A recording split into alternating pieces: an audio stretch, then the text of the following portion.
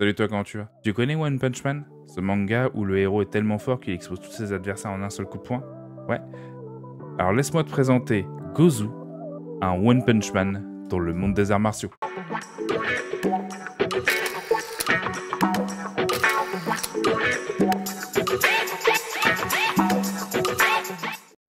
Aujourd'hui, le manhwa dont j'ai envie de te parler, c'est Gozu. Gozu, c'est un manhwa qui me tient particulièrement à cœur car c'est un des premiers manhwas que j'ai découvert sur le site Webtoon.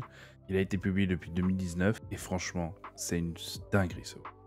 Le Webtoon commence par nous présenter le meilleur artiste martial du monde, le leader du clan Pacheon, Dongko Yong. Ce maître, avec son clan, a semé la terreur dans le monde des arts martiaux avant de disparaître sans laisser de traces. On le retrouve alors dans une sombre et humide grotte où il explique à son fidèle apprenti qu'il a disparu car ses 4 meilleurs lieutenants, ses 4 fidèles apprentis, l'ont trahi et tenté de l'assassiner. Il lui révèle alors qu'il l'a formé, lui, pendant toutes ces années, pour se venger et tuer ses traîtres. Une fois que son maître est décédé, notre héros décide donc d'accomplir ses dernières volontés et d'emprunter le chemin de la vengeance. Il va récupérer les armes, s'armer de courage et avancer dans le monde qui lui est inconnu pour le moment. Cependant, alors qu'il mangeait tranquillement des dumplings dans une auberge, il va apprendre par hasard que ces 4 traîtres, les 4 personnes qui ont voulu tuer son maître, sont également morts et il se retrouve donc sans but.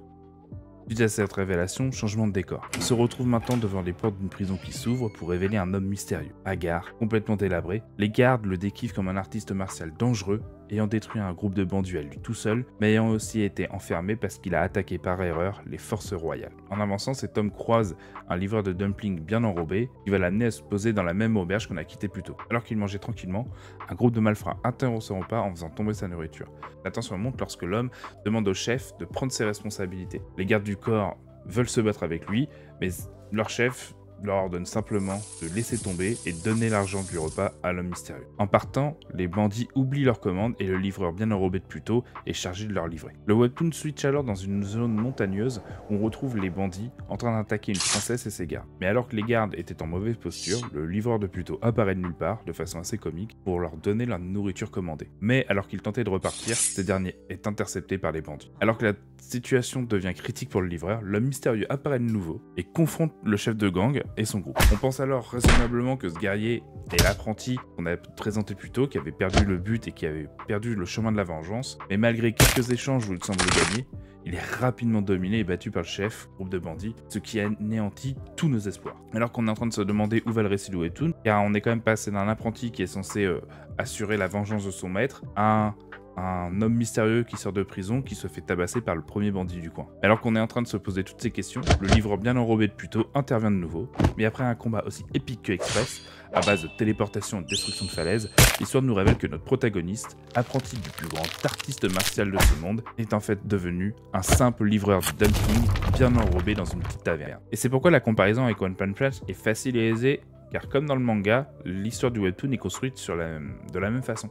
Les premiers chapitres seront largement plus épisodiques, avec des histoires propres qui peuvent se contenir en un seul chapitre, qui ont un début et une fin. Plus l'œuvre et plus l'histoire va avancer, plus on va tendre vers des arcs narratifs beaucoup plus longs et beaucoup plus développés. En effet, les premiers chapitres seront beaucoup plus humoristiques, avec des héros dominant ses adversaires de façon très nonchalante, tout en livrant des boulettes de pâte, à la manière d'un Saitama qui va détruire les monstres en un seul coup et qui va se rusher dans la supérette du coin pour finir ses courses. Au fil des chapitres et de l'histoire, les adversaires deviendront de plus en plus forts et notre héros, le livreur de dumplings, devra développer davantage de puissance, ce qui va rendre les combats de plus en plus épiques. Mais bien que l'histoire cherche à devenir de plus en plus sérieuse, elle ne va jamais perdre totalement la fraîcheur du début et gardera tout au long du récit un certain ton humoristique. Gozu nous emmène donc dans une Chine antique où le folklore se mêle aux arts martiaux. On va suivre le jeune Gon Ryong, disciple du plus grand maître des arts martiaux jamais vécu, qui fut trahi par sa confrérie. Ce dernier va former Gangrong pour qu'il le venge. Cependant, le jour où notre héros va partir à accomplir sa destinée, le jour de la mort de son maître, il va découvrir que tous ceux qu'il devait tuer étaient déjà morts. Il se retrouve donc sans objectif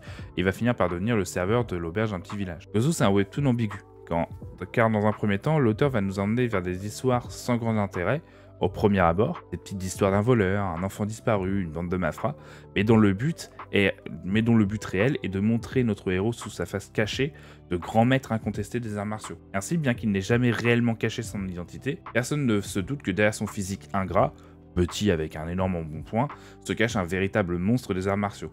Et c'est ce décalage constant entre sa force et son aspect qui va créer une force comique à ce webtoon. Et les dessins du webtoon sont vraiment d'une rare beauté et retranscrivent magiquement bien le slogan et la poésie du proverbe « le calme avant la tempête ». Ainsi, sans atteindre la profondeur scénaristique de nombreuses œuvres, Gozu arrive habilement à jongler entre humour et action. Les scènes d'action, un très bon point, sont hyper stylisées et finissent souvent en explosion et déracinement d'arbres, mais toujours sans longueur et de manière très juste. Bref, Gozu c'est un webtoon beau et jouissif qui n'a rien à envier au manga japonais. Et moi je vous le recommande chaudement si vous aimez les mangas dans le style de One Punch Man.